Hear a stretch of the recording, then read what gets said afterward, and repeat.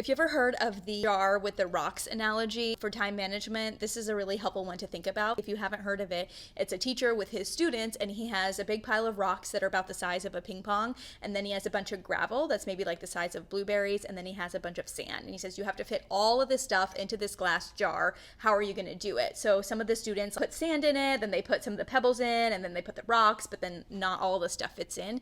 So the only way to really do it is by putting in the big rocks first, the ones that are the size of a ping pong ball, then you fill up with the pebbles, and then any space that's left over, you use sand to kind of fill in all of those little itty bitty tiny gaps in between. I think about my schedule whenever I'm planning it for the upcoming year in the same way. So the first thing I want to do is figure out what are all of my rocks and make a list of those and make sure that I set aside days for those and that those are non-negotiable. There's 3 categories of rocks that I think about that are important to plan for the year ahead. The first one is birthdays, anniversaries, graduations, and holidays. So I put all of those in my calendar. Those are some things that I know I want to be able to celebrate and be off for, so that's what I set aside. The second type of rock are vacations. I make sure to be really specific about this. Let's say I want to take 2 international vacations and then 2 kind of smaller vacations that are sort of like weekend trips or 3-day weekend trips.